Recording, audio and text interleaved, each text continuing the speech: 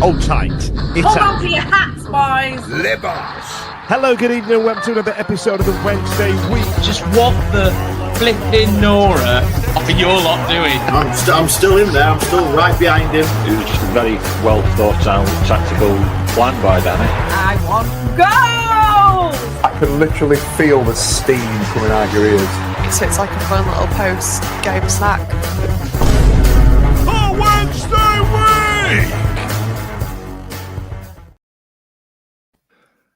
Hello, good evening, and welcome to another episode of the Wednesday Week. My name's Dan Fudge. Are you all right? Yeah. Tonight joining me, I've got Ash, Stevie, and Beth, who's probably going to tell me off at some point in the evening. So without further ado, let's get right into what, again, is another timeline of terror for Sheffield Wednesday Football Club at S6. We've had meetings, we've had press releases, we've had pages of notes that Steve has written again, so we're actually well informed because I've had a hell of a week. So it's going to be you lot educating me all evening and catching me up.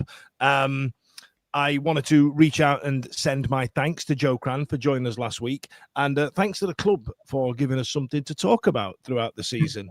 We were spinning some ideas around about what we were going to do through the close season and stuff like that. And one of the ideas was to talk about who we need in certain areas, what sort of players we were going to get in, and that type of thing.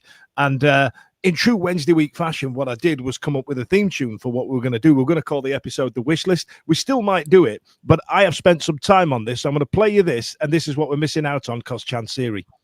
It's the wish list, what a list. A striker who can't miss and a keeper on the piss. Free transfers, loans for days. Gaffer says we've no money, but we'll blag it anyway. Who's your pick? Who's your guy? Stick him on the wish list, we'll tell you all why. Who's your pick? Who's your guy? Stick him on the wish list, we'll tell you all why. That's what the chairman's costing you, ladies and gents. That's the highlight of the entertainment that we had lined up before everything went to piss and or shit. Ash, how was your weekend? All right, yeah. Yeah, good, thanks. Yeah, it was great. I had a date night on Friday night, as we said last week, with who with? With Man in the Corner, Stevie there. So we went to go and see Chaz Potatoes in the theatre. It was fantastic, great evening. A few beers and the theatre. Yeah, that's not too shabby. Yeah, what was tell me about the play, Stevie. Tell me about what went off. Tell me about what it was, because I don't know if I got the synopsis correct when I spoke about it last week. Yeah, it was literally a bit of history, women's history, going back and looking at the development of women's football and how they played when men went to war. And it was sort of a flash forward, flash back sort of situation where the women of sort of today, the Lionesses, were in the Euros in 22, and it kept sort of cutting back to how women's football developed early on in the 20th century. Charlie was absolutely outstanding. Craig's on at the minute. Craig Haywood, who's just put on the screen. Great night. He was there with Ellie, his daughter. So me and Ash caught up, had a couple of beers down at the Head of Steam. Jalapeno chili beer, 7.3%. 7.3%. Ash, what were you like on Saturday morning? No, I only had one of them. They'd run out, so I was. I bet you were demoed, mate. Bet you were demoed. It was good. Really good night. Yeah, Simon was there with Ethan as well. Nice. And it was just nice seeing like sort of the history of women's football. And there were some pioneers that were in there. And a little shout out to my sister, who had made it up onto one of the pop-up banners with her mate from her time at Sheffield Wednesday that I had no idea was going to be there. So Steph Spence and Lisa Bailey, two very good, sister and a very good friend of mine, were on the list as being pioneers of women's football over the sort of the last few years. So yeah, it was really good. That's amazing. That's amazing. And what I'm going to do, I'm going to use that as a perfect segue to advertise a interview that I've literally just finished not 5 minutes ago with Sheffield Wednesday women's striker Amy Broomhead. That will be going out live at 7 a.m. on Thursday morning. She, bless her, I don't think she's met people like me before. And I feel like I may have scared the bejesus out of her. But she scored something like 40-odd goals the other season in a promotion season for Sheffield Wednesday women. And they managed to finish mid-table this year. And she speaks very measured about what her ambitions are, or what the ambitions are. She speaks very much about us and we, and about the club, which I kind of like. And she's also a Wednesday fan as well, so it's not to be missed. That's on Thursday morning. Beth, it looked like you had a hell of a weekend. What went up in your yard? Yeah, I'm a bit intellectually hungover from the weekend. Welcome here. You're all right. Yeah, I'm in a better state than the post-EFL Awards hangover, though. I think I'm still trying to redeem myself from that. I was at the FSA AGM on Saturday, which was a full-on 9 to 5 of kind of football governance, how we run football, how we might run football in the future, how football is being run now. There was a talk from Martin Henderson, who is currently in charge of the shadow football regulator. I had a talk from Rebecca Welch. I got to do some VAR in, which was very fun. Didn't get a chance to ask her about the Akin for Mayo penalty at Oxford. She snuck off quickly before I could. Beth, just in that, my apologies to cut you off. That particular incident has caused a lot of discourse on this show, and oh yeah, I get a lot of grief about that because of my right-wing Akin for Mayo views. Carry on. Then we did the AGM, we did some voting. I proposed a motion on getting more young people involved in supporters trusts and in football governance, and I had the only motion that passed unanimously, so I'm very proud of myself. The women's group, that was me as an individual. The women's group supported motions on no fault stand down and trade union representation in football, all things that we think are relevant with things that are going on at our club right now and in the past. And then that afternoon, I did a workshop on women's voice in the men's game and sexist chanting. And then afterwards, I drank a lot of beer and killed some brain cells that I'd been developing over the day. That's better. That's better. You're on the Wednesday. I had a headache yesterday and a little bit of a headache today, but I'm alive. There's me. I thought I was all thinking going to the theatre and having beer, but now Beth's changing the football landscape.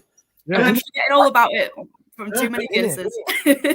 Here we are, Ash, collecting toiletries and Easter eggs and giving money to charity and giving kids their first foray into Sheffield Wednesday. Beth's changing just the entire game as it stands. I'm standing up in front of 200 bald men in their 60s and going, you should get some more young people in this room.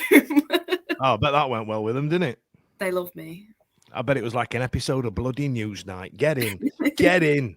Now, Beth, I'm glad you're here. Now, lads and listeners at home, what happened was last weekend I tried to make a point about Clive Betts, as you may realise, you may remember, trying to make a point about Clive Betts in the in Parliament, making reference to Sheffield Wednesday, and well, there's been an Owls Talk thread.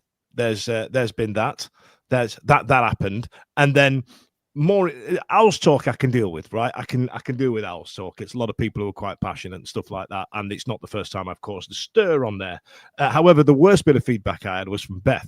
So what she did was just call me out on it, right? Absolutely call me out on it, and I am not talking like I genuinely enjoy that, Beth. Like that is brilliant. I am a gobby knobhead. I mean, a lot of people, what they tend to do is just go, yeah, and then move on. You know what I mean? But you went, no, I'm not having this. I'm not having it. So you called me out on it. And so it turns out I was quite ill-educated on Clive Betts and what he was trying to achieve. I think the main point that I was trying to make is, which got fluffed away. And it's very rare that Simon has to close me off as well. If you listen back to it, Simon went, let's just move on. All right, cool. You know what I mean? But I think the point I was trying to make was it wasn't Clive Betts per se. It's more, I have an issue with politicians in anyway, right? And there's an element of they're just civil servants. Who are you? You've got no professional clout here, right? That was the point I was making. I think I used the term Jackie Weaver as well, which I was dead happy with as a joke. Don't get me wrong.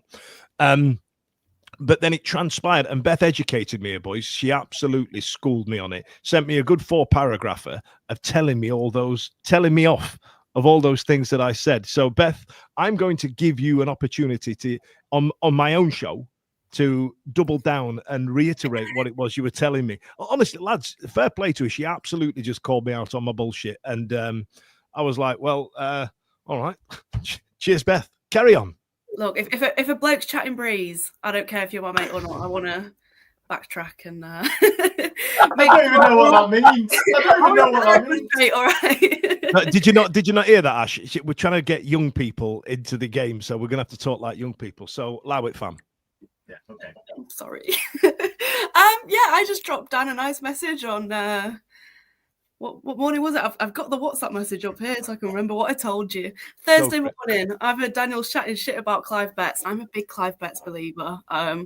So through our work with the Women's Supporters Group, I probably met Clive about 2 years ago now. And 2 years ago in Sheffield Wednesday land, in kind of relative terms, we were a circus, but we weren't too much of a circus.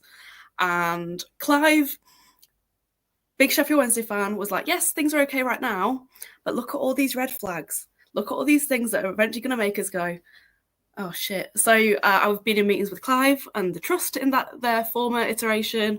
He was really trying to get fan groups together and unify the fan base long before we had this semblance of the Trust or anyone kind of talking to each other. I think this even predates our existence on the engagement panel, for example. So he's been putting the groundwork in for a long, long time. It was his initial idea to have an umbrella group. Don't want to give anyone too much PTSD on that.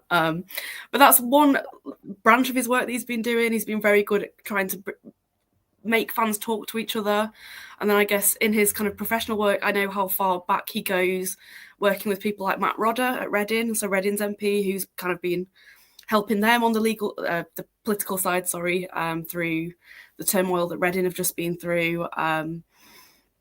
He's been bringing it up in Parliament. He spoke to the Department of Culture, Media and Sport in their kind of, I guess, consultation meetings regarding what the regulator should be, what the regulator should look like. And again, appearing alongside people like Matt Rodder, who were like, look at these shit shows we've got here. I'm just going through my message now. There's some things in here I probably can't say publicly. All right. Just try and erase all the swearing about. Yeah. You know what I mean? And recently he's been talking about he's been writing to Chansiri as an MP. He's been writing to the Thai world, being like, who's this guy? What's going on? Mr. Chansiri, who are you? What's going on? Where's your money? I understand that hasn't gone down very well. I'm a big believer in Clive, and I wanted to come on and try and shut Dan down because he's been working for a lot longer than a lot of us have kind of coherently to address this issue. And if we'd have all listened to him a little bit more, we might have been a bit more organised when it came round. Go on, Stevie. Can I ask a question? Yeah, you speak really highly of him. When you talk about his work behind the scenes sort of thing, is this something, to your knowledge, is it a passion that he has for Sheffield Wednesday that's gone wider, or is he a football fan that has gone, oh crap, things ain't right at Sheffield Wednesday beyond all the work that I'm doing, so now I'm going to home in on what's happening at my football club? I suppose it's almost like a chicken and egg situation, really, isn't it? Is he a football fan that's wanting to do well for Wednesday, or is he a Wednesday fan that wants to take the cause to the wider sort of football community? I'd go with the latter. I mean, yeah, I think to me, he is a Wednesday fan who wants to bring attention to this. I think collaboration is massive. That's me personally. I think we should all be talking to other fan groups, and that's been something I've been trying to do at the FSA AGM, is talk to people like Leeds and Charlton and Reading who've like, you've been down this road, like, can you hold a hand a bit? So I'd hope that Clive is kind of speaking to Matt Rodder and these people kind of in the same light, but he is absolutely, in my eyes, a Wednesday fan who is trying to fight our corner and make sure that he, as all 30,000 of us in Hillsborough or however million around the world, are still having a club this time next year. I've seen him at away days. I see him on the COP most times that I go. Like, he is a proper Wednesdayite who cares about our future as much as we all do. Fair enough.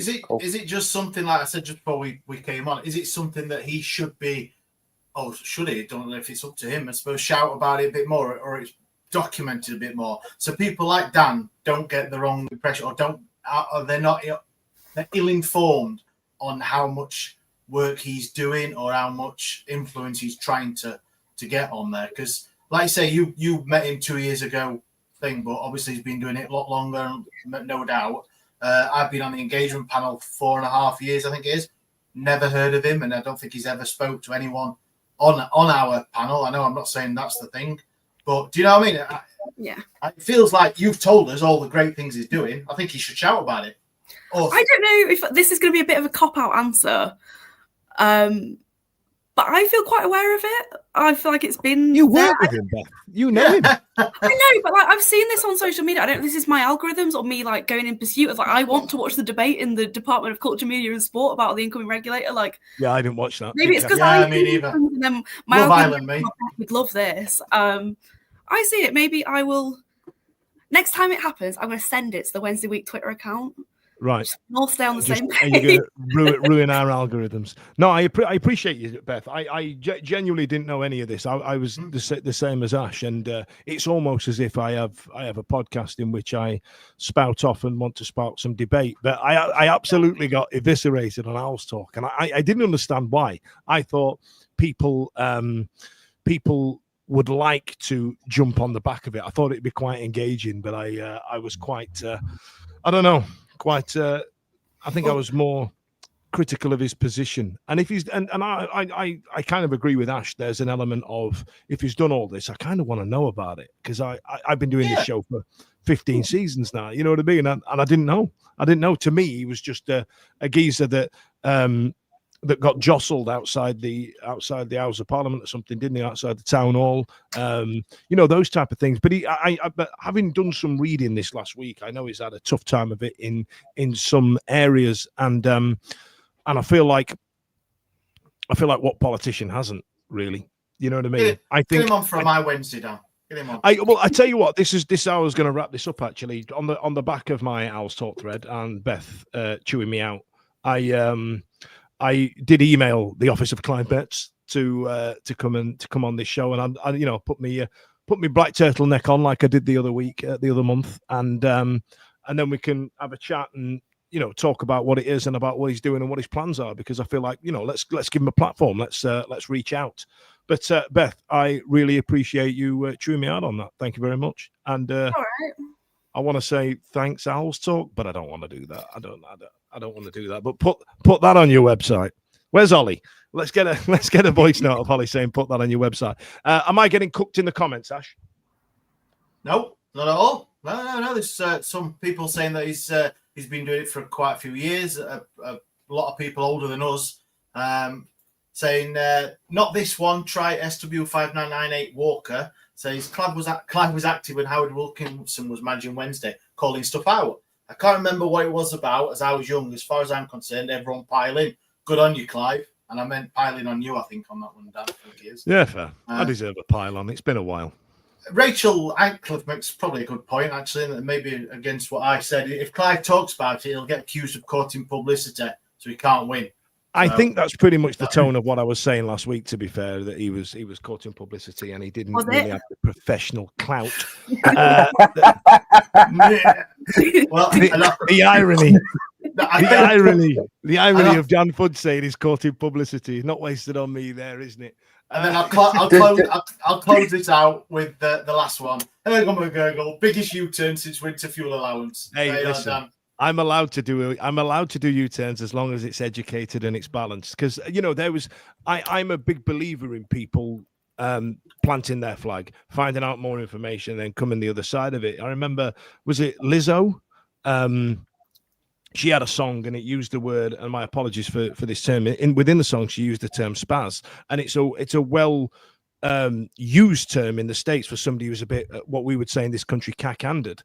And when she found out that it was a slur for people with Down syndrome back in the 80s and 90s in this country, she changed the lyrics. And I kind of thought, well, fair play. She, you know what I mean? She shouldn't have used it in the first place, but now she's got the education on it. She's learnt about things, and now we've got something better come out of it. And I feel like that's something that we should talk about. I didn't think I'd be using that example on this show, I must admit. But I tell you what, let's get into some people selling your stuff, and then let's get into the timeline of terror.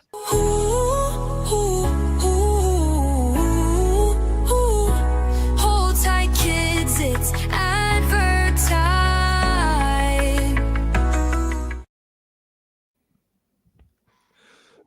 Ash, fill for me. I'm having a nightmare. I want to cough. Well, yeah, after Dan's been proper put in his place, we'll start off with the Wednesday week, as in the week in Wednesday, which has been fantastic, hasn't it? Are you back yet, Dan? You with us? You all right there, son? Oh, that was ill-advised. Right then. So thanks, Ash. So then, boys and girls, Stevie's put some notes together of this week. Started out tame in Sheffield Wednesday World. So we had Gabriel Otabeo play for the under-21s. We had Sean Fuziri play his first game for Zimbabwe in a friendly. Pierce and his brother started for Northern Ireland's international friendly against Iceland, and Marv reappeared on social media, thus kicking off the nonsense with his Mr. Bean WhatsApp gif. Stevie, that one said a lot, didn't it? Yeah, it was good to welcome back Marv to the nonsense that is the hashtag of SWFC, and people were very quick to sort of pile on. And I you've got to feel an element of sympathy with the fella. Imagine being released by a club or told that his services are no longer required, and then he has to go out and he's still not been paid, even though he's no longer working for them, and he's well within his rights to to expect that salary. And he's not the only one, is he? I know that we're going to get into it over the next sort of half an hour or so, if not a little bit longer, but there's definitely an imbalance in between the way that some of these players have been treated, in terms of some people getting paid and some people not. But if there's one person you don't want to be pissing off on social media at the moment, it seems to be Marvin Johnson. I am here for it. I just love the drama. You know what I mean? I'm sat there with a popcorn, just absolutely loving every second of it. Beth, you touched upon it earlier.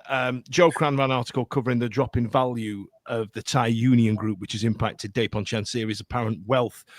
Could be a contributing factor to why the players haven't been paid, and the rest of it. And administration, the word has started to loom a lot more, hasn't it?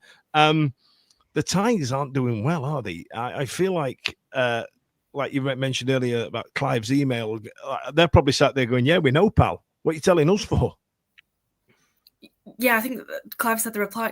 I'll say the C word again because everyone seems to be a bit sick of it now. But apparently the reply was like, "Who the heck are you?" or something like that. But anyway, it actually doesn't matter that the Thai Union Group don't have any money, because apparently they have nothing to do with Chansiri. You know, oh fine, they don't even know each other anymore. They're estranged. Like, who even knows what the fuck's going on anymore? Like, we know Chansiri's got any money. Does it matter if his brother and his dad ain't got any more either? Like, I'm despairing. Like, sound everyone's skin. Imagine if it's like, I don't know why, but this has popped into my head, like walking up to three crackheads going, "Have you got any money?" No. And then looking at the other two and then asking them. You know what I mean? Like, yeah, they ain't got none either, Chief. I find that really interesting, though. Like, money wasn't an issue for the Chansiri family at any point. This was a plaything as far as we were concerned as fans. And then now, all of a sudden, I don't know, as somebody, have we stopped eating fish? It's all the vegans. It always is. Can't eat oat now because woke. That was a joke, people. Don't, please. That's next week's dressing down. Oh God, folks. Not off me. No, I'm gonna have the woke vegans on all over me back next week. And then Ash, and then Alex Miller did a post about Wednesday's meeting at the Working Men's Club. Hang on, let me get this right. I'm going to read Stevie's notes verbatim here. It says, it is reported that the Trust intends to present a 10-page vision for the future of the club. The vision is said to include a 7-point plan. The Trust will campaign for the delivery of the improvements we have outlined in a better Wednesday. Consistently, whoever owns the club, we will work positive with any owner who will work with us to make Sheffield Wednesday a successful club, which is in touch with its supporters and local community. I like that as a statement. I think it's a good statement. Work with us. We're not working against you, because I feel like, Ash, that the issue with Chansiri is he's not after feedback. Every constructive bit of criticism he gets is met with hostility, correct? 100%, Daniel. I mean, we all know that the last engagement panel meeting, the extraordinary one, lasted 6.5 hours, was it? Something like that. And Jeez. It was, some of the questions weren't answered as well as they could have been. The questions that he got asked, he was very defensive and like a lot of times goes off on all different tangents and don't actually focus on that question itself and try and circumvent it. He's a frustrating character, and it doesn't surprise me that obviously people with a lot more money or trying to buy the club are having problems with it, because the way even mere mortals like us just giving up his free time to do engagement panel stuff, and he don't really treat us with the real respect that you would treat people, I would say. Then it doesn't surprise me that they're getting short shifted and not getting any sort of communication. Yeah. Yeah, very, very much so, and I feel like this is why the trust has developed so vehemently in terms of moving forward, because we're kind of shouting into the ether, and we have been as a fan base for a number of years.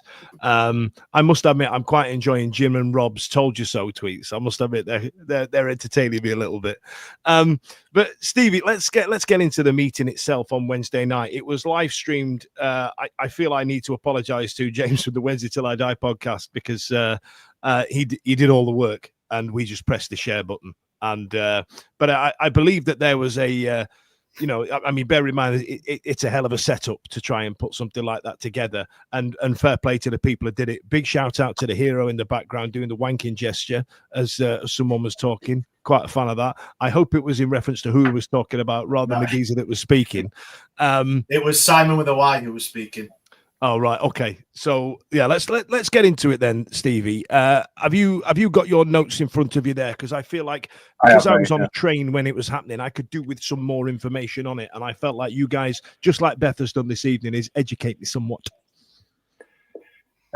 Yeah. So obviously it's opened up just in terms of the premise of the evening. The trust had put together this event, and the first thing that they wanted to do was they wanted to give a little bit of a rundown of the finances, the history of the financial history under Dapon Chansiri, going all the way back to sort of 2015. And then they'd gone through the fellow who spoke, I think his name was James, forgive me. He spoke really well. He was very articulate. He held the room. He was very charismatic. I thought what he said and the way that he said it was fantastic. And this isn't me being antitrust or anything like that. My initial thoughts was, Jesus Christ, there's some absolute bombs being dropped here.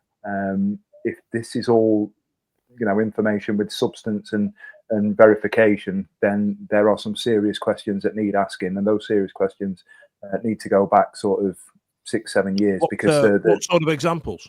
The major one was him talking about the fact that effectively Chansiri's not really put any money in since 2018. So he stopped funding the club. They were arguing that he'd stopped funding the club in 2018. I think the way that he described it was that the funding falls off a cliff. And I'll just go through the headline statements around those finances. Despite Chansiri suggesting he puts £2 million a month into the club, they sort of surmise that the figure is probably closer to 1.2. Indeed, there were only 2 years where he's met that figure of 2 million. He didn't put any money in 2020. Supporters, and this is the assertion that has come from James, the supporters have invested 129.5 million into the club since 2015. And that means that cumulatively, they've now invested more money than Chansiri himself. And that led to an argument that it's more of the supporters club than it is Chansiri. And, we talk about the nomenclature and the things that he says about his club, our club, their club, supporters, customers, etc. The other one that was quite interesting was that there was an argument that supporters' money and commercial sponsorship was enough to cover the cost of the players' wages. Now, from my point of view, if we're arguing that, or from the sort of topic there, if we're arguing that we don't have any money and they're saying that we do have the money and there's enough to comfortably cover, there's a discrepancy there, and that immediately sort of points to the fact that we need to be thinking about where is the money going to if it's not going on player salaries. Again, we're being objective here. We're not calling anybody out. We're just saying that this is what was reported on that evening. So that was the sort of headline in terms of that initial statement, which was very, very well received, as you can imagine. I think there was around about 350 people there on the night, and they were all of a sort of similar ilk in terms of what they wanted, and ultimately we all want what's best for the club. But they were quite vehement in their disdain for Dapon Chansiri last week. Yeah, it did. I did see some name calling and stuff like that, but the figures didn't read very well. And there is an element of, I think it was Blair who did the maths and said X amount comes from this. Where's all that money going, and where is it going? There's rumours of his family cutting him off and all the rest of it. I was always under the assumption over the last decade, for a lot of the time, is that because of PSR rules, profit and sustainability piece, I thought he had the money but couldn't put it in. Spend it. Yeah.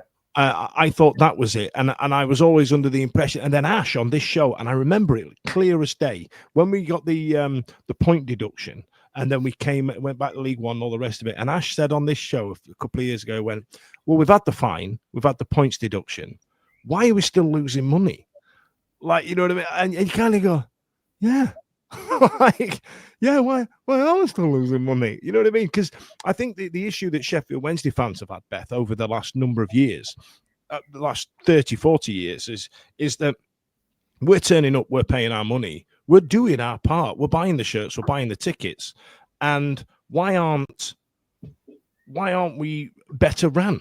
It always seems to be. Do you reckon it's greed? Do you reckon it's mismanagement? Do you reckon it's that we're not paying as much as we think we are because we're tight-blooded northerners and all the rest of the shite that comes with it? I mean, what do you think it is? There is definitely a kind of gap there between the wages, how much maybe spend on players, how much money is going in, which we can see on things like the company's house accounts. There is definitely a gap there where some money is obviously going because we can't see it. However, I don't think, and I'm not a big mathsy girl, I've not crunched these numbers myself, there is a little bit of a gap as well in what the trust presented. Like, yes, we have got money coming in, but we don't just pay for wages. Like, there'll be other operational costs around for the stadium, and exactly. Like, again, I'm not a mathsy girl, I'm not a businessy girl, but I know as much that there's more to running a business and running a football club than paying the people who are there. Although, to be fair, that is a big one, right? It is. It's a hell of a big one. I imagine it's probably our biggest outgoing. But like people have said, I think I've just seen it in the chat, like, this is creating a conversation now about the money in more depth than I think we've had possibly ever. Like, we are looking at this going, okay, so yeah, the trust have said this. Maybe there is a gap there. Maybe the trust haven't covered everything. But then how much money would that be? And I'm sure there's people more clever than me kind of starting to fill that gap. I think I've seen it on X this week. There's something going wrong here, isn't there? Yeah, the math ain't nothing.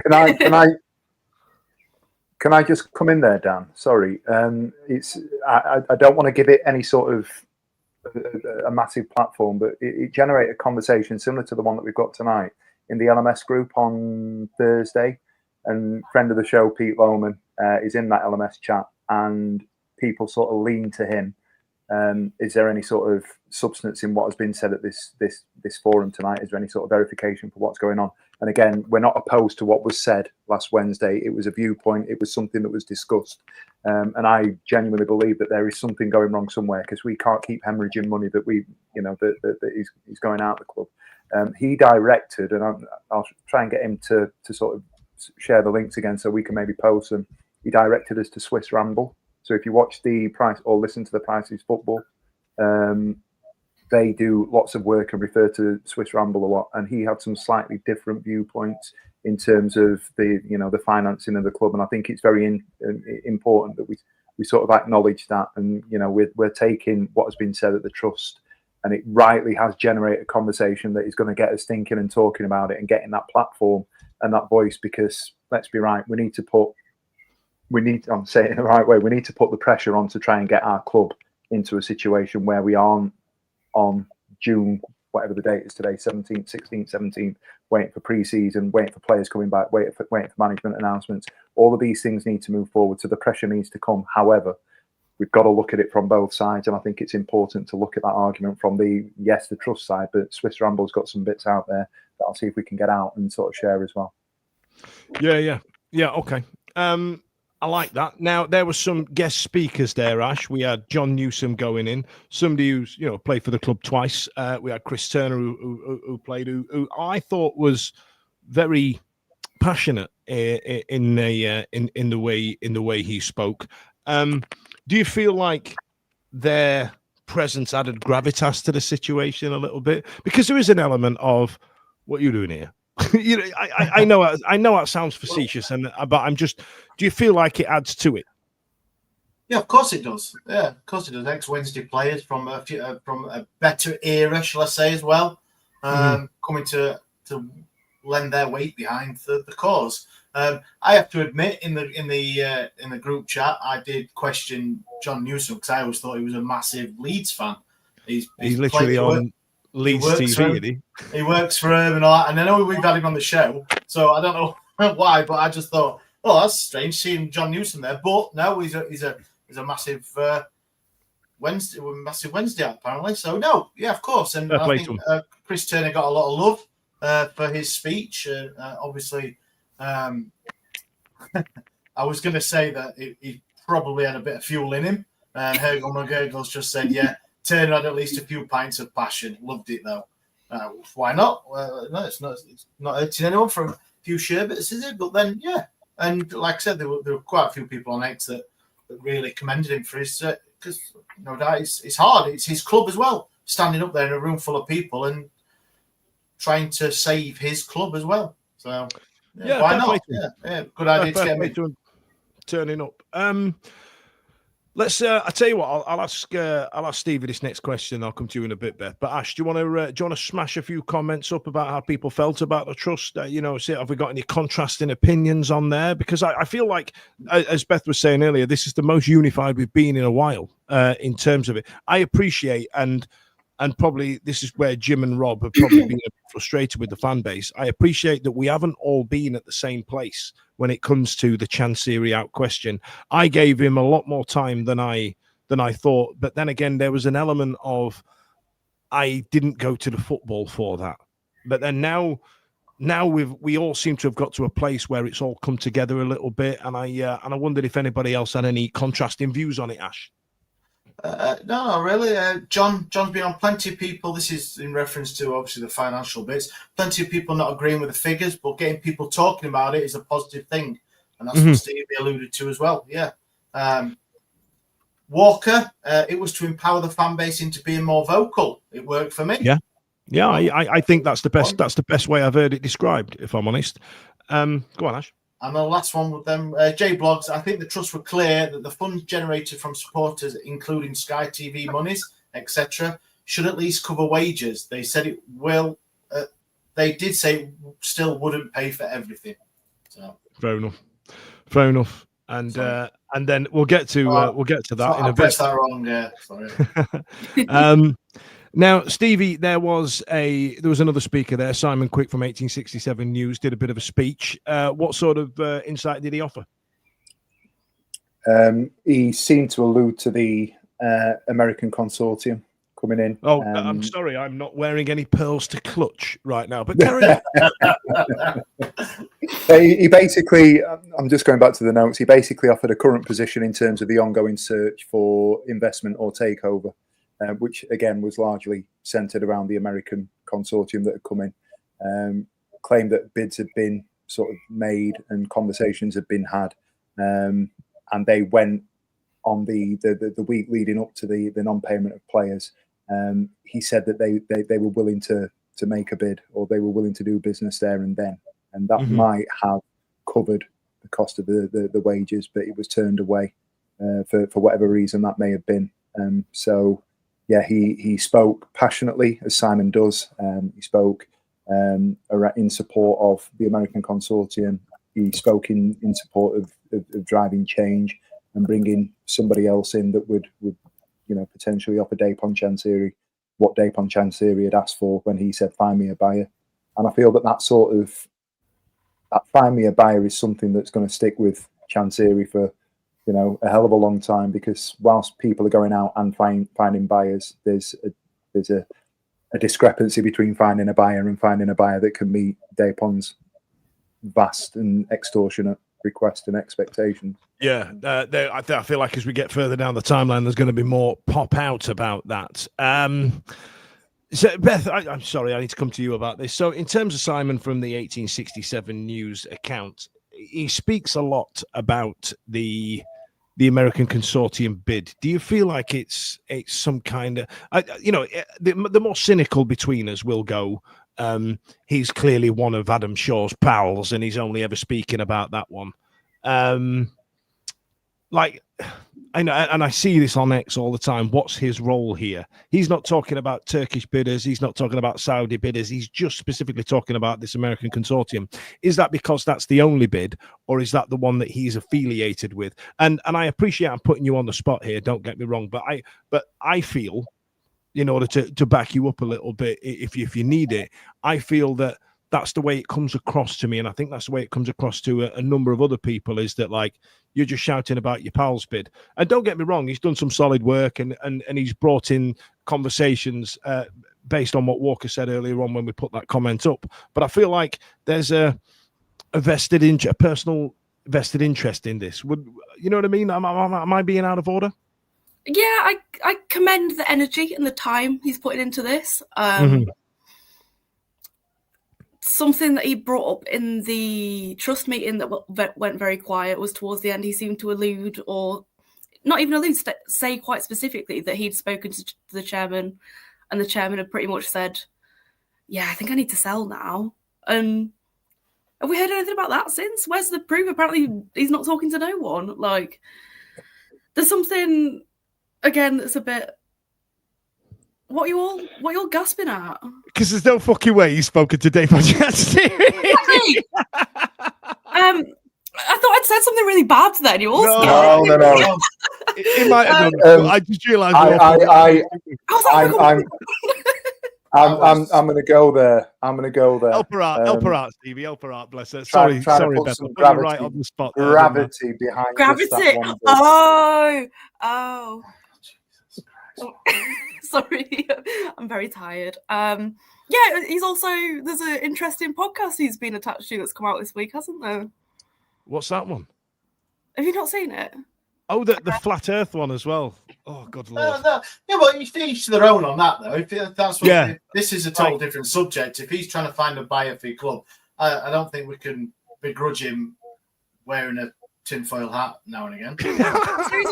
Chansiri's upside down or something. Well, if you did, it'll probably send him to the moon and back, trying to deal with Chansiri, wouldn't it? I tell you what, I don't want to publicly eviscerate somebody without the right to reply. So, Simon, if you do want to come on and stick up for the flat Earth, come on in. But you know what I mean, go for it. Send me a tweet.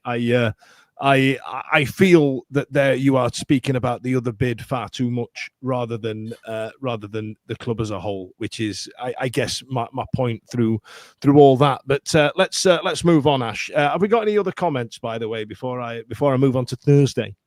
Tom, all for people pushing for change, but not a fan of people doing it so they can boast about it. That's his thoughts on Simon. Anthony J. Beale. Simon was open about the first bid and strongly alluded to the value of the second bid. He stated it was as much as was reported. So I think he's just saying he's only saying things that are out there already. We spoke last week. We spoke last week, didn't we, about it was an initial 20 million quid and then 50 if we get promoted, or something, 20 odd million or something like that, 50 odd if we get promoted. Did he offer any clarification on that? What he said he meant was the first bid when you remember I was at the Price of Football live show. I think I spoke about this last week, and Simon was there, and he spoke to Kieran, and he said that the initial bid had gone in rejected as derisory of $47 million, I think it was. Right. And then the Chansiri had come back and said he wanted 120. So that was that. I think that's the first that anyone had heard of an actual bid going in, because that he said that on the night. So I think. And obviously, he's been dealing with this sort of stuff. So, 120 million pounds. He's off his head, isn't he? He's off his head. How much are Freddos in Thailand? I say, how much is a pint of beer and how much is a Freddo? That's how British people, work out currency, right? What else we got in the comments? Smash. Walker's on. We are all cynical at the moment. Simon is going to get burned. Whatever. Fair. And I think we're not, obviously Simon's the one who's behind the scenes doing whatever he's doing. He's put his head up, he's come out publicly, and there isn't, I know we'll get onto it in a bit, the next bit of the story, but there's no one else at the minute. Some fans are that peed off. They've got to cling to something and whatever. Yeah. And I know the trust, obviously he was there speaking, he's part of the trust, he's helping them, but if there is anyone else, we don't know about it. They might be doing stuff behind the scenes quietly or trying to, but probably not. But he's the only one that's come up and said something, and he is going to get questions about his what he's doing or why he's doing it and all that sort of stuff, because he's the one who stuck his head up. Yeah. And if it was somebody else, they'd probably get the questions. It's not personal on him. It's because of the situation. Agree with you. I agree with you. Each one of us here are in a position where we've put our head up above the parapet in a certain aspect. Do you know what I mean? Bethany, the WSG gets accused of causing a divide all the time. You know what I mean? We work on this show and we get called that we're in one camp. I think I've been called a happy clapper for a lot of years now, which I completely understand, and I understand how it can turn on you. You know what I mean? You can sit there and you can think you're saying the same thing, you think you're saying the right thing, and then all of a sudden, if it keeps going, people will dig and people will find and people will look at a way to discredit you. And it's happened to me for a decade and a half doing this, and I feel that that's kind of what's happening to Simon. Personally speaking, from experience, I think he just might need to wind it in a bit publicly and carry on doing the work he's doing behind the scenes. I have got no issue with that. I feel like it's playing itself out in a very public arena, as it were. It's being called about in the town square, Stevie. Yeah. Yeah, I just wanted to reference. Ash, don't mind me putting this up. Gary Fox has just put a comment in the chat where he's saying it corroborates what this independence intermediary confirms now, and we'll speak about Mr. Smith in a little while. As of now, there's only their bid on the table because the Chansiri's unrealistic valuation. Yeah. And to play devil's advocate, if he's only talking about one bid, you can surmise that there's only one bid that's gone in at that level. Yeah. But the nature of the bid is, let's be right, if you're going in, we talked about it last week, if it's 20 million with add-ons, with clauses, etc., to get it to that valuation, we could all do that. We could club together as a podcast, and I'm not saying we get to 20 million, but if you want something that's going to get to that sort of height, I've just looked at Ash's face as I've said that. How many Easter eggs is that, Ash? But you've got to make it something that he's going to be interested in, and we know how much he wants. We know ballpark. We know the kind of person that we're sort of operating here with. If you're going in and saying we're going to offer you a fifth of your valuation and then give you the rest in add-ons if and when something happens, that's a problem. And I don't think it's with due respect to that consortium, because I don't know enough about them. We can have opinions on Adam Shaw and the other fellow whose name escapes me right now, and anybody else that's involved in. Thank you, John Flanagan, and anybody else that's involved. They might be just people that've got the club at heart. But we talked about it last week, as I've said. There's a bigger picture here. We can get a bid on the table. We can get a bid over the line. But like I said last week, we are talking 6, 7, 8 years here. We're talking about infrastructure, we're talking about transfers, we're talking about endorsements, we're talking about redevelopment of the ground, we're talking about the academy, we're talking about all of that. 100 million ain't going to touch the sides, and that's a problem for anybody else that can afford 100 million to pay for it. If anything, I question their sanity of why they want it in the fucking first place. Well, I think that was a couple of questions that come out Wednesday, because one thing Simon did say, and I know it got asked on the night, was that the individuals that are part of the consortium, like I said, we've only heard of 2 people. They are all but one self-made millionaires, and then a combined net worth of between 2 and 3 billion. So he did say that on Wednesday. So I think what he's trying to say is that sorry, Tom's just said what he's trying to say is that yes, we don't know who they are, but they have significant wealth. Now, is that still enough wealth to run Sheffield Wednesday? Which is another question, isn't it? But they're there, aren't they? So my argument in response to that is that's great, but what's in it for them? So if they're worth 1 to 2 billion, they're not going to go, right, I've got 1 to 2 billion sitting in the bank. You want 100 million for a club that's by rights worth probably about 40 million, and then on top of that we've got the ground. I think the value of the club is probably somewhere in, I think it's 52, isn't it? We talked about that last week. 52 mil. You want me to pay double the price, the valuation to get the club, and then I've got to pay this, that, and the other on top of that, and all of a sudden it starts to look a little bit bleak, and I'm paying a hell of a lot more money doesn't matter how much money I've got in the bank. I'm paying a hell of a lot more than I should be paying for something that, at the end of the day, with due respect to these people, is going to be a little bit of a plaything. And I mean that with the greatest respect. They're not Wednesdayites, bar Adam Shaw. They're not Wednesdayites. If Cardiff down the road, and I've heard rumours that Cardiff is worth, 10, 15 million less, and they're potentially available to purchase. You've got values of other clubs. If I want a football club, why am I going to come to Sheffield Wednesday if I'm an American consortium? Why don't I go and buy something that I can then go and build for less? Look at Wrexham. Ryan Reynolds and Rob McElhenney had no affinity to Wrexham whatsoever. They plumbed a little bit of money in, and now all of a sudden, if you believe what the figures I've seen this weekend, we're talking about £475 million worth of football. Yeah, but £450 million of that is Ryan and Rob, isn't it? Once they go, of course it is. Club's nowhere. So yeah, so of course it is. That's absolutely fine. Yeah, but it is what it is, isn't it? What I'm saying is they've taken Wrexham from here and put a relative pittance in, and now got it to what it is. But they're not Wrexham. They weren't Wrexham fans. They weren't bothered. It was a little project, wasn't it? Yeah. It does make you think that if Adam Shaw has that much pull on 8, 9, 10 individuals who are worth billions to say, come and buy my football club. Yeah, I think if you look at Jason's comment at the bottom there, Ash, I feel like he sums it up there and said, if you're a hard-nosed business person, you will wait like a vulture. The writing's on the wall. Why would you even consider upping a bid? And I feel like administration, relegation, that's what rich people need, isn't it? That's what we need. They want to buy a shit League One club, take them to the Prem and flog us on. It's going to be a tumultuous time for Sheffield Wednesday going forward. However, then everything on Friday was made worse, Beth. Alex Miller spoke to a man who we can only refer to as Mr. Smith, and good Lord, some of the figures that were coming out of this article. So it turns out that Chansiri claims to have previously rejected 160 million, and some have been set in excess of 100 million. Mr. Smith was advised to only offer genuine bids and not to waste his time. Chansiri may seek to retain a minority stake, which I find absolutely fascinating. Look at me.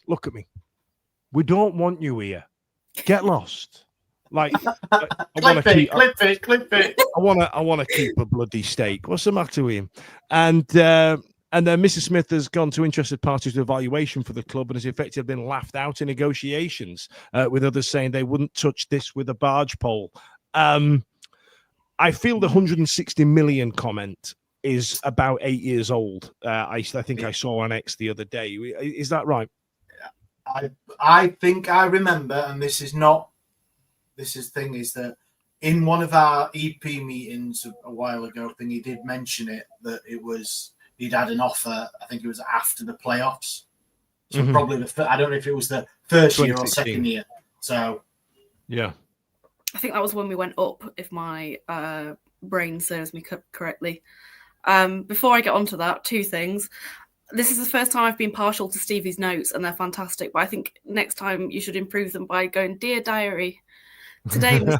Chansiri." What he does, he writes them out, and in the background he's playing Stan's Eminem without, you know what I mean, with no lyrics to it, and he's just filling them in. But they're fantastic. I think they need a little Stevie touch. Yeah. Second of all, that article was like a spy novel, like Mr. Smith and all of this. It was like, it's getting a bit Agatha Christie in here. But yeah, it's just bizarre, isn't it? I mean, but that sits well with me though. Somebody who's in and around that world remaining anonymous. I'm like, correct. Yes, as you should. Well done, Mr. Smith. Yeah. I don't think I have. If that is your real name. Money that I haven't already said on this very show. It's ridiculous. Yeah. Do you feel that? There's a question for you guys. Do you feel that you would rather have, because we're all there, would you rather have that approach to somebody facilitating, organising, putting bids in, as in it's behind the scenes, or somebody that, like Simon, that does inform the fans and people, because everyone wants to know, don't they? Everyone's itching for something off of social media, off shows like this, off other shows that something's happening. Something is happening. But if you don't hear anything, obviously we haven't heard from the owner for God knows how many months, weeks or whatever, then perceived there's nothing happening. Would you rather it just be nothing. And then Monday morning, there's some geezer stood outside with a Chef Wednesday scarf saying, "I've just bought the club." Type thing. Can I have a mixture of both? I would about like to say have a somebody mixture of, of both. Like, somebody I of think repute. I know too much. Yeah. Like, and it's making me worried because I don't understand all of it. Like, and also at the same time, the silence is terrifying.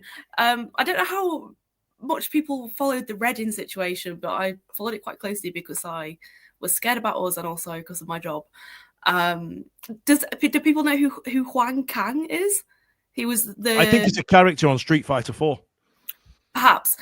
In my world, he is a guy on Twitter who was based in China when all the Dai Yong stuff was going on, who was translating all of the media pieces for the Reading Press. But then it turns out, I think he was a journalist or something. He had an in. So he was like doing class leaks in the Reading situation. And he basically like leaked that the takeover had gone through like 2 days before. And this guy, he was like, maybe he can be like an extra novel character in this spy novel that's happening with Mr. Smith. But that's what I want. I don't want assignment. I don't want nothing.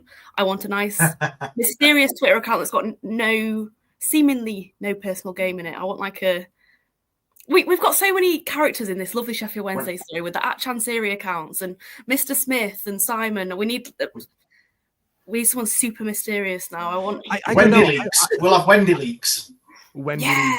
I want somebody of repute. Like, when you have like a lot of accounts trying to be the next person to break a story. It was that one I keep bullying online. The Jordan. Who's that one? I keep absolutely eviscerating because he's like, "Oh, this is going to happen tomorrow," and it don't.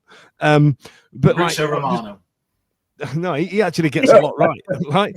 But there's everybody trying to be the next Fabrizio Romano, right? I want somebody of repute. So when they talk about transfers, if it gets reported in the BBC, I'm very much like, oh, so it's happening. You know what I mean? So what I'd like is the BBC or somebody with a reputation such as the BBC to go, just so you know, lads, there's a lot going off back here. Obviously, we've got to cross the T's and dot the I's, but it is underway. You know what I mean? That's what I want. I don't want, well, I said this and I said this, and let me go on Rob Statton's show with me painted on beard and talk about that. No, I just want somebody to go, hey, lads, it's happening. I believe there's an interest that he does want to sell, and there is somebody who wants to buy. It's all happening behind the scenes. Could take 3 weeks, could take 3 months. Hold your horses. Hold on to your hats, boys. And that'd be all right with that. I'd be all right with that. What's that? The Athletic just this second has posted an interview with Adam Shaw. Now, this is interesting for me. 55k seated stadium and says club is way bigger than Wrexham. I've just got it up. I'm just about to find it. Go on. I'll get back to you in 5. Let me skim this piece. Beth, have a skim read of it and give us the headlines, because I feel that this is a great piece into what we're talking about in terms of carrying it out in the media. Adam Shaw is picking a very dangerous route to go down here with somebody as volatile as Chansiri, right? For example, Chansiri, when pressed at a fans forum, said, this geezer's not paid any bills. What Adam Shaw should have done is either release a press statement, just a statement, or picked up the phone to Chansiri before it got to this, right? Or paid the fucking bill, right? Depend on whether he did or not. What he did was go on to Rob Statton's show on Football Heaven and start slagging Chansiri off in the press. Then he's gone on to various other media outlets and started talking about this in the public forum. And I don't like that. I don't like that, because to me personally, I don't know if you guys are the same, it comes across as something a bit Brexity. It's how they got Brexit done, by manipulating people into telling them what they want to hear, and it kind of, do you know what I mean? I feel like it's trying to get us on side. It's trying to get us to, he's trying to curry favor from us, so we all put pressure on the chairman. I'd rather do it properly. I think Simon hit the nail on the head last week when he was talking about it being, I think it was Simon, by the way, general electionist.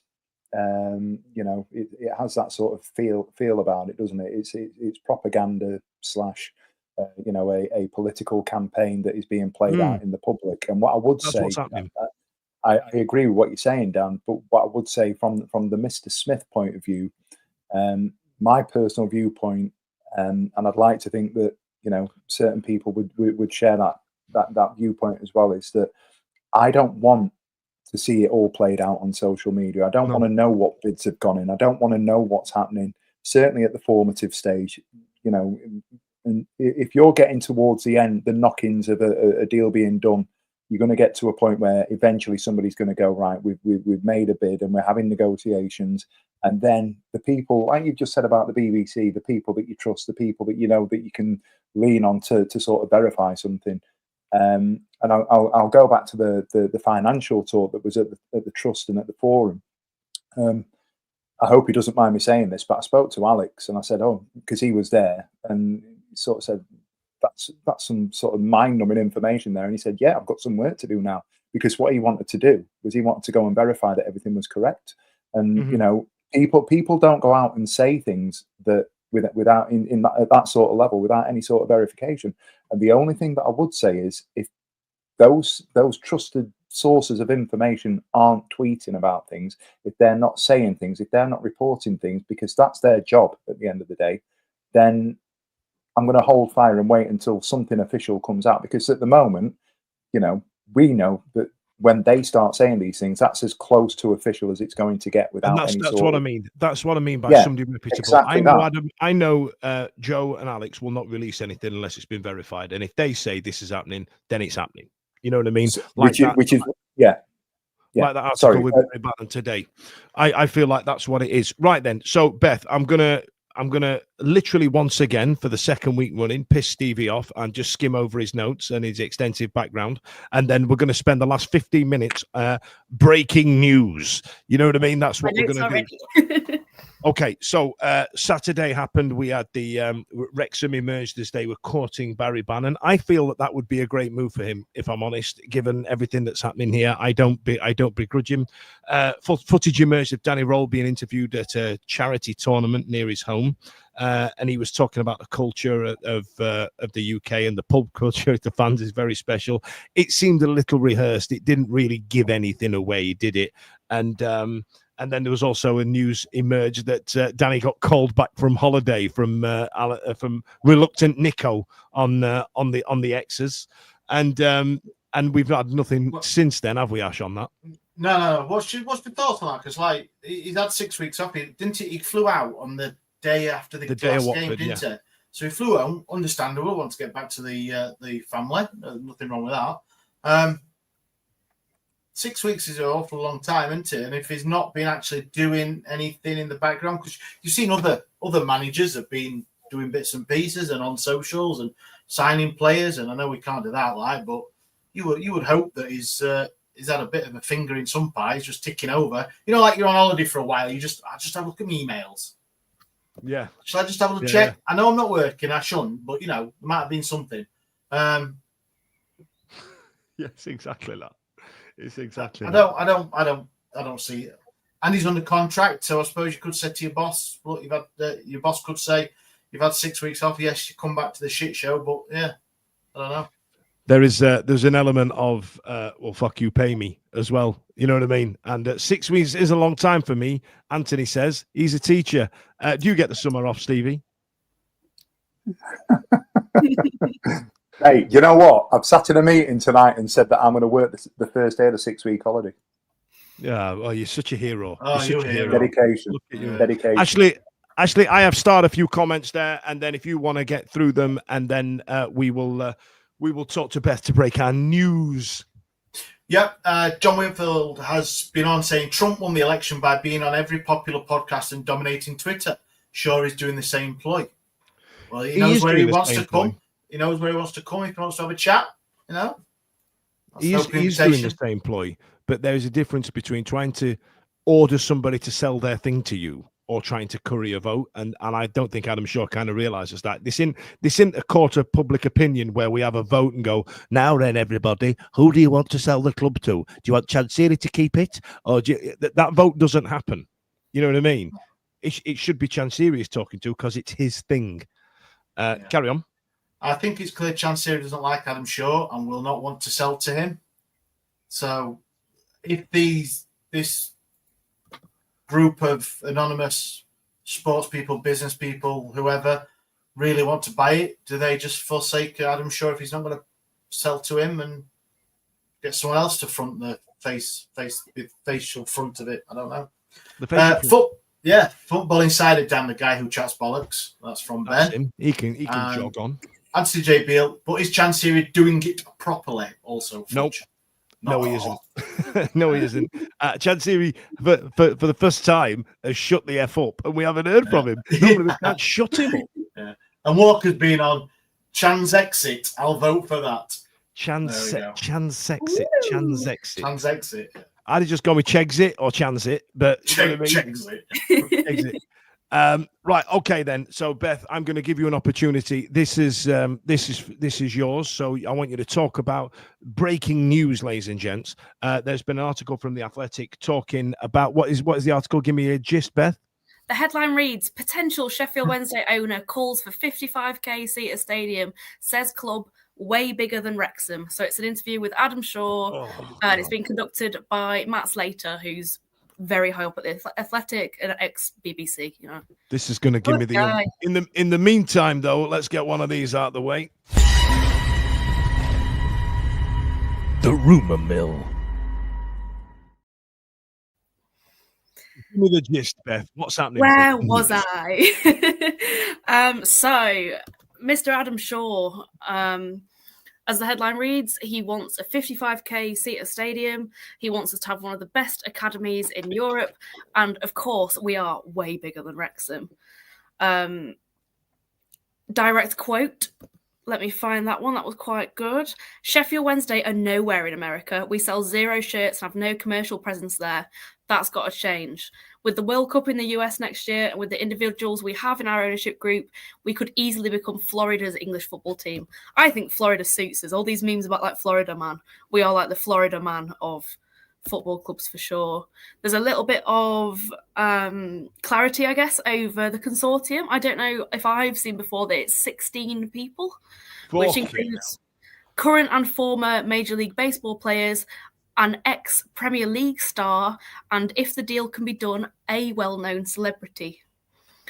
Right, okay. Covering all bases there, isn't it? Based on the information you've given me there, Beth, and I tell you what, I'm going to go with it as well because I want some comments from you lot about this as well. Based on what Beth has just told us there, I'm going to make that tonight's Hot Topic. So, as you heard there, Adam Shaw's been on The Athletic once again in the media to talk about his desire to own and run Sheffield Wednesday. There was a few headline moments in there. There were 16 people of varying backgrounds looking to invest into this consortium and some other noise. Now, I'm going to go first. That is a right load of old shit. That is a man who wants to play with his football club and wants to be in and around the football club and saying what that other geezer did, that John Flanagan that was Sheffield Wednesday bingo. Right. I'll be honest with you. I don't give a flying toss how many shirts we sell in America. I don't feel we can maintain the upkeep on a 55,000 seater stadium. Let's fill the one we've got unless you're building a new one. More on that. Yeah, what the fuck is he talking about? Ash, get me out of this. I'm going to say something. No. Well, at least he's offering. Is it like I've just said 20 minutes ago? Information. People are going to be sucking up that we've interrupted the podcast because we want it.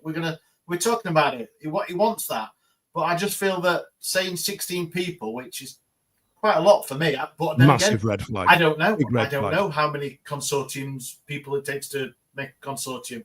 I don't know. But he's saying sports stars, ex-Premier League stars, a movie star, or celebrity. So he's telling people, or I think he's laying out what I think he thinks people want to hear. So we've just done about Rob and Ryan, ex-sports star. Gareth Bale today saying he's sniffing around Plymouth. We've had Modric just invest in Swansea a couple of weeks ago. Do you know what I mean? So I think there is, and I've gone through it as well, and there is other bits as well further down that he's thrown in that are headline grabbing that us as fans would love to see, hear, and be part of. it's hard, isn't it? It's that 16 people, but if they're only just going to be there for money, then great. And I'm sure they'll employ the right business people. Michael, what's his name? Michael B. Jordan, invested in Bournemouth a couple of years ago. Don't hear nothing from him, dear, or anything. I think he was there on the last game of the season. I'm not a Bournemouth fan, but in the wider media thing I'm on about here, they're a Premier League team. Do you know what I mean? So I don't think we can throw shade on stuff we don't know a massive amount, and it's going to get us hopefully out of I hole. think I'm throwing shade on the fact that he's done the article anyway. He's now done BBC Sport. He's now got Simon doing podcasts, clearly. And he's got, and now he's done an article in The Athletic. Don't speak to us. Speak to Chansiri. What are you talking to us for? We don't want Chansiri there. What favour are you trying to curry? We've got no clout. What does he think we're going to do? We've been telling him off for the past 10 years. We've had protests, we've had meetings with him. We've told him where he's going wrong. What are you currying our favour for? You crackhead. Speak to him. Stevie, carry on. It's exactly that. I would love for this to be true. We'd all love for it to be true. I'd love for us to know that to be in a situation where it wasn't, a proportion of a bid that's going to have add-ons. Like you just said there, it's relatively well documented that Adam Shaw is not well liked by Chansiri. I don't think that's any sort of secret.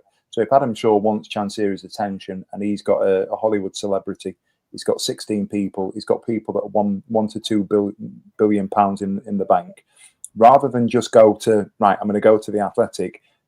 Let's be right. Adam Shaw could pick the phone up and speak to Dapon Chansiri tomorrow. It's not like he's trying to get his attention. And Dapon Chansiri, I'm having, if there was somebody with that much clout, Chansiri wants to sell the club. Let's make no mistake about that. He will wash. He doesn't want to keep it. He wants rid of it. The problem that we've got here, and what people need to remember, is that Chansiri wants to get rid of the club for 2 or 3 times as much as the club is worth, and that's where the problem lies. Because people aren't going to pay 100, 120, 140, 150 million. We talked about this earlier on. If he said, right, I'll get rid of the club, I will sell the club tomorrow for 60 million, there would be 10, 12, 15 people going, do you know what? I'm interested. So if he wants people to sort of have that conversation at that level, then he needs to get those people over the line. But it goes back to that point we were talking about earlier on. When everything's played out on social media, it leads to this sort of situation where everything needs to be done privately anyway. And we're not doing it privately because these people are saying these things, and it's creating that situation now where, as Mr. Smith, to go back to Mr. Smith, the reason that Mr. Smith is operating in the shadows is because he clearly knows how to do business properly. He's not talking about it on social media. He's not going out there going, this is me, I'm going to tell you who I am, and I'm going to tell you why I'm doing it. What he's doing is he's going, right, let's broker a deal that's best for Sheffield, or attempt to broker a deal that's best for Sheffield Wednesday. That article, Beth, has pissed me off. I've just realized. It gets better, Daniel. I'm genuinely annoyed because there's an element of, right, I get what you're doing. Sure, listen to me. Look at me. Dan Fudge, Wednesday week. Put up or piss off. That's it. I don't want any more articles talking about what you're going to do and giving us pie in the sky thinking. Sort of deal out with him. What are you talking to us for? You're doing me head in. And now Twitter's going to be an absolute mess now by about 11 p.m. tonight. Beth, you're going to piss me off even more, aren't you now? The second half of the article is all little PR tap-ins, and they're all so perfect and sickly. It's giving me the heebie-jeebies, and I need to get them off my chest. So here we go. He wants to renovate the stadium. This is bizarre. So he wants to keep the south stand, but turn the rest of it into a more modern bowl effect. He also says in the same piece that within 5 years, he'd like to build this 55k seater stadium, sorry. So we're renovating Hillsborough, and when's this 5 year? Renovating Hillsborough will take 5 years. What the fuck are you on about? He wants to review and increase the honour shown to the 97 Liverpool fans who died in the crush at the stadium in 89. Rename the Leppings Lane end. There's more. He wants to, excuse me, cut the costs of tickets for all fans and give away up to 5k seats per game to ambulance crews, firefighters, NHS staff, police officers, and current and former members of the military, which is an American tradition, but he thinks Wednesday fans should get behind it. He wants to improve the quality of the club's merchandise and retail operations, go back to a more traditional version of our badge, and back Danny Röhl. His final thing that he wants is to see fans' representatives to join the board. My guy's not read the flipping incoming football regulator. You can't just have one guy, you got to have an old fans board, pal. I wonder which fan representative he would like on the board. He can't just have one. That's not how it's going to work under the regulator, Adam. But that statement, that last point there has not clearly, forgive me, it's been written in my eyes. Who can I have? We could do with somebody who's been quite vocal on social media. Who might that be? Right. I hated everything that you've just spoke about there, Beth. That to me is absolute horse shit. That is genuine favor currying to try and get everybody on his side. But I'm going to say it once again. I'm going to say it out loud again. Stop talking to us. Put up or piss off. I'm sick of I'm genuine. All these fluff pieces. Do you know what I mean? He may as well have written in there, and I'm going to give everybody. He speaks like Cliff Richard in my head, and he's going to go, I'm going to give all school kids £1 as well. You know what I mean? Bag of sweets as they all go in. Buy it or don't. Buy it or don't. I don't want another article. I don't want another interview. I don't want to see your face in your terrible peak cap and your Just for Men beard. Buy it or don't. But it's not up to him, though, the buying situation, is it? It's not up to us either. What's he talking to us for? Oh, no, but he's doing it to garner social media traction, isn't it?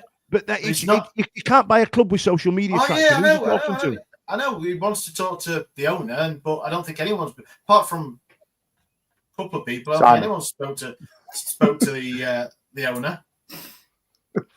So it is. You're right. You can have all the people in the world wanting to buy a club.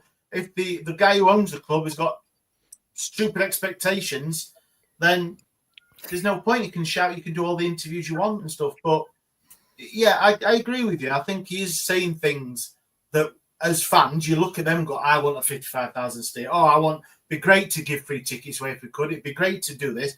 It'd be great to that." It is. It's right. It's probably not what he should be doing now. It should be all about getting him on a phone, I suppose. But they're doing that in the background, so are they? And that's it. Do it in the fucking background. Because it wouldn't surprise me if he's tried to reach out to Chansiri a number of times in his last 3 or 4 weeks, and Chansiri's gone, "Is that Adam Shaw?" "Yeah, it is. Yeah, tell him to bollocks."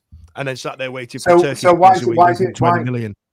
So just on that point, very quickly, if knowing that the groundswell of disdain towards Chansiri is, why are they not putting the pressure on Chansiri by going, "We've reached out on this date, this date, this date, this date. We've made phone calls, and if I've missed this, forgive me. We've been on the phone. Chansiri won't speak to us. We've got all of this lined up that the chairman doesn't want to talk to us for whatever reason." Nothing there is being said. Nothing there is happening. Yeah. So tell us why. Tell us what's going on. Instead of going, "This is what I want." Do you know what? I'd love Hillsborough to be a bowl. I'd love there to be 55,000 people in a stadium supporting Sheffield Wednesday. I'd love, and it's nothing against Macron, I'd love the branded kits that are being worn all over the place. I'd love for us to be able to talk about getting this player in. I'd love for us to be, not necessarily be another Wrexham, but have that endorsement that makes us sustainable and being able to go and develop and grow from within. I'd love all of that. We all would, because we're fans of the football club. Adam Shaw, for all his faults, is a fan of the football club. So if I went in there and said, "Right, here is my manifesto for Sheffield Wednesday," do you know what I'd say is, I want 55,000 seat stadium. I want X, I want Y, I want Z. I'd literally write an article that he's just talked to The Athletic about and say, "This is what I want. You do it, Beth. You do it, Dan. You do it, Ash." All these people that are making the comment, that are dropping in the comments, would do exactly the same. They're just hot air, and Blair's absolutely fucking trolling me now, right? Blair's just gone with, "It's actually quite clever." It's actually quite clever, to be fair. Blair, you're absolutely trolling me because it makes no difference. And this is the point I'm making, Stevie. None of this that he said makes no difference. We're already in Chansiri out. This is the camp that we're all in as fans, right? This is where we are. This is what we're doing, okay? We're in Chansiri out. Adam Shaw is a potentially owner of the club, right? He wants to come in, he wants to buy it. He shouldn't be talking to us to tell us what he's going to do. Everything that he's just put in that article should be in the, "Hiya, my name's Adam Shaw. I'm your new chairman. A lot of you won't know who I am, but this is my vision for the club going forward." That's his manifesto, right? This isn't a vote, and this is where Adam Shaw's falling down, right? This is my issue here. This is not a vote where we're trying to curry favor, where we get something where we talk about. Sorry, I just got Dan talks a load of crap, and it caught my attention, right? This is not a vote. This is not a poll that we're going to take where we go, right, everybody, we're going to do a quick vote. Would you want Chansiri in charge or Adam Shaw? It doesn't matter what we think. We've already had protests. We've already had people kicking off. We've had parliamentary members talking about it in Parliament. It doesn't matter. All of that is just noise, and it's just because you speak to Jim and Rob from 1867. Hold tight, kids. Hang on. You speak to Jim and Rob from the 1867 group. They've tried. It don't matter. You go back further years with other chairmen and Wednesday night talking to the chairman. It don't matter. It doesn't matter. Some of them back in the past before Chansiri have been a bit more receptive to fan feedback. Chansiri is absolutely closed off. He's an absolute wall. And everything that we've tried, everything that the WSG have done, everything that Rainbow Owls have done, he has final say on everything, and he's just put the blinkers on, shut down and gone, see you later. Talk amongst yourselves, kids. And that's how I feel right now as a fan. I feel like we're talking amongst ourselves. And that silly sod and his terrible beard clowning off in the media, I don't think he's helping the fans get together, because all it's doing is drawing a line. Because I'm going to sit here and say this online, and there will be people like that geezer who just said I'm talking a load of crap. I feel that all this is going to do is cause division, because I don't think he's got the money. The only thing I'd say on that, and I agree with you to an extent, when you're saying it doesn't matter, it does matter. It matters to us. It matters to the fans. It matters to the people behind the scenes. It matters to the staff. It matters to everybody. But until it doesn't matter to the chairman who wants more money than the club's worth. That's what you're saying, isn't it? It matters. It does matter. It doesn't matter to the person. We've been complaining about ticket prices for 10 years, Stevie, and it's all fell on deaf ears. So Adam Shaw courting us all in the media, waste of time, wasting his breath. Yeah. And all it's doing is causing division. You're right. So the trust getting everybody together on Wednesday, he's just undone all of that, I think. I think everybody was together Wednesday night at 10:30. Everybody was together. Everybody was in a position where they were all hugging each other and going, high five, look, we're great. I'm really happy that everybody's come together, right? That's what's happened. And then that bloke has come into the media, and there'll be people who feel as strongly about it as I do, where either shut up or put up or piss off, or everybody go in, I'm in Adam Shaw camp. And all it's going to do now, and me saying this right now, is going to cause division on the internet, and it's going to cause division amongst the fan base. I'm already getting chewed out in the comments. I'm already getting absolutely eviscerated. That's what Adam Shaw's statement's just done there. But he is the only one, isn't he? You know, you're saying there's no other person, or there's no other one that we've heard about. We've heard about, yeah. So all this thing about everyone, you can't be you're not in Adam Shaw's camp. I'm sure there's people that just want a new owner. So if there's somebody working in the background, Mr. Smith, Mr. Jones, or Mr. whoever, they'll be in his camp or her camp or their camp or whatever. Do you know what I mean? It's just that it's not this is me talking now. It's not just an Adam Shaw camp. It's anybody else camp. Yes. Than the owner now. So yes. I don't think it's right for people to, like yourself saying about, and you're having a go at him, Adam Shaw, of course, but I don't think everyone is so up behind him. I think it's just anyone else but Chansiri. I think you're being optimistic. He's the only one. I think there's a load of people. I think there's a load of people out there that are very much in the Adam Shaw camp, because I see tweets all the time saying, "Why is everybody so against Adam Shaw?" Because he's the only option. Stunts like this tonight. That's why I'm against him. Yeah, but he's the only visible option. Sorry, not the only option. He's the only visible option. And like I said, we all want to know something. We all want to be part of something. So they're grabbing onto him because he's the only one who's come out and done something. So that's how I think.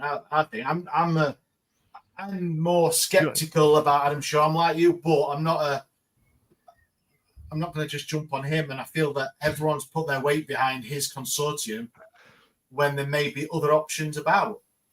But look, I'm in a fortunate position, right, where we have this show and we can talk about things like that, and my opinion might get a bit louder than other people. I know that, right, and that's why it's a topic, and this is a forum for people to chat about. That's why we have the comments.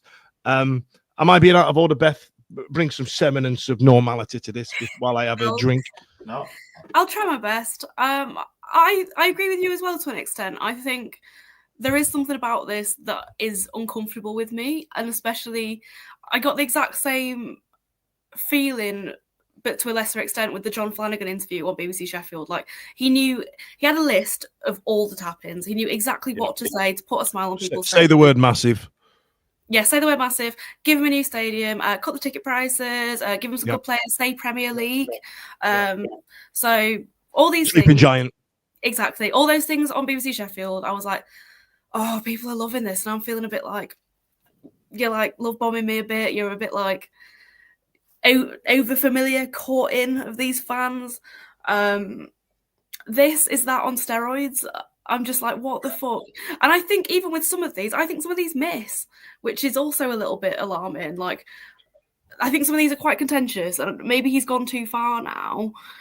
Hillsborough is going to be a very contentious issue if we ever have to move from there. And some of these kind of things, like, yes, I completely agree. The way Adam Shaw is going about this is not perfect, and it's not the way that I would want someone to go about it. However, he can ring that phone number. He can ring that phone as much as he wants. If the other person's not picking up, what else can he do?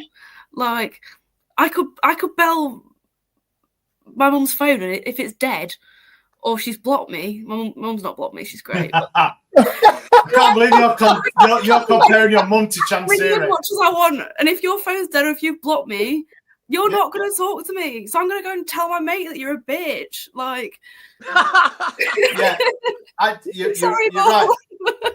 You're right there, Beth. You are going to get another outlet for your frustrations, and then go and support somebody else, aren't you? With this interview or podcast or whatever. oh, please leave my mum alone. She's probably watching and she's amazing. She was the first person that came into my head. She always picks up my calls. Okay. Stevie, have you got anything to add to the hot topic? Because I have spoken a long time now. I've calmed down now. No, the only thing I would say is that, you know, what we're trying to do here is, through the frustration that has been added tonight, we don't.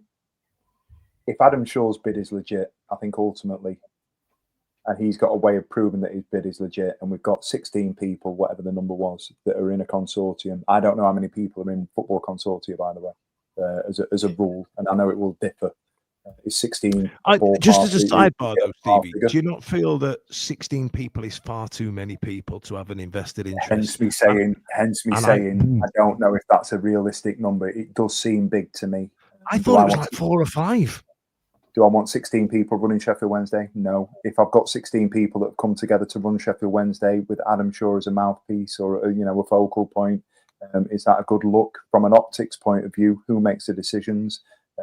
I don't know. Forgive me. I should probably know how many people are involved at Chelsea. I bet it's not 16. Bournemouth have got a consortium. Yeah, go and have a look for me, Beth, while I'm talking. What is the purpose of having 16? Because to me, it would seem that 16 is a number that we keep going until we've got enough people. 1 + 1 is 2, etc., etc. I get 16 people that have got enough money to on paper, buy Sheffield Wednesday Football Club. I just don't think it's realistic. I would love to be wrong. I'd love for everybody on the internet to come out and call you a pig to a dog, Dan, and say that we're all idiots because what we're talking is absolute nonsense.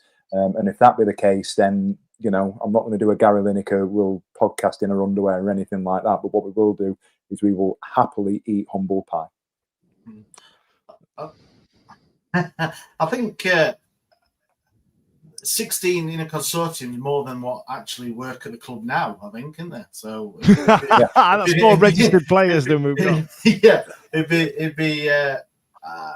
I think John's on. He says large consortiums are no different to having shareholders. You have to have the right people in place to run the club with the aim to create a return for the shareholders. So yeah, because I'm sure that they would employ people to be CFO, CEO, or whatever. It's not the run of the club that concerns me the most. It's the fact that 16 people, let's just call a spade here. Let's say you need 100 million pounds, right? Let's say that's how much you need, just figures. And you all have a 16th of 100 million pounds, and that's the money that puts in. I don't want that. I don't want people who have the 16th the right amount of money, or are only willing to put up a 16th of the right amount of money. I want the people with enough money to carry us through. Because last week I used the example of raising money for the rec centre before it got closed down. What about in a year's time when we need more money? When the other the details that are getting released aren't enough for me for longevity, if that makes sense. But listen, so give us more information. Give me money now. That was tonight's hot topic. I feel like we've got our social media clip for tomorrow, Ash. I feel like we've got that. Right, let's talk about any other business. The Club World Cup is underway. Who had FC Auckland? Auckland City, who had them? They got smashed 10-0 by Bayern Munich. So your trip to New Zealand might be off, Ashley. Stay with us on that one. We'll give you an update on the socials about about who's in it when we get to the next round. Chris Waddle played 65 minutes in a Worksop Legends game, which is the same amount of years he's been on this planet. So there's fair play to Chris Waddle. Has he still got it, Stevie? Has he still got it? You never lose it. You know, pace is a little slower. Played with him for a period of time. I'd argue he never had the pace, mate. Mate, honestly, I've said this, and no shade. I once played Tadcaster Albion. He played centre half next to me, and he literally went, "Move there, stand there, don't move yet, not yet, now go." It was the easiest 90 minutes I've ever had in my life. We won 4-0. I don't think I broke sweat, and I just listened to him. He was absolutely quality. What's that? J-Bo said Salford have 9 consortiums members. Has David Beckham not just bought that with one other person, like recently, the last 2 weeks, or have I got that wrong? That has changed recently. I'm not finding very many easy answers on here. That's my homework. I'll let you know next week. Yeah, it just seems weird. And don't forget, this Thursday we're going to be releasing the interview with Amy Broomhead. Stevie Speakeasy's been on. He's got something going on. Tell us about that. Yeah, we promoted his bench walk a while back for unexpected reasons. We've had to postpone it, but that is going out again on the 27th of July, I think. It's a Sunday, and we're going to be walking, myself, Cy, Speakeasy, Jay, who's in the comments, will be coming along, and Stu, Lensgo Stu, who does all the inside match day stuff. We've got together. One of the lads, I think his name's Sean, forgive me, Sean, if I've got that wrong, has also joined on. We're going to be walking from Derby to Hillsborough in a day. It's about 41 miles. Keep an eye on our socials, keep an eye on the Speakeasy socials as well.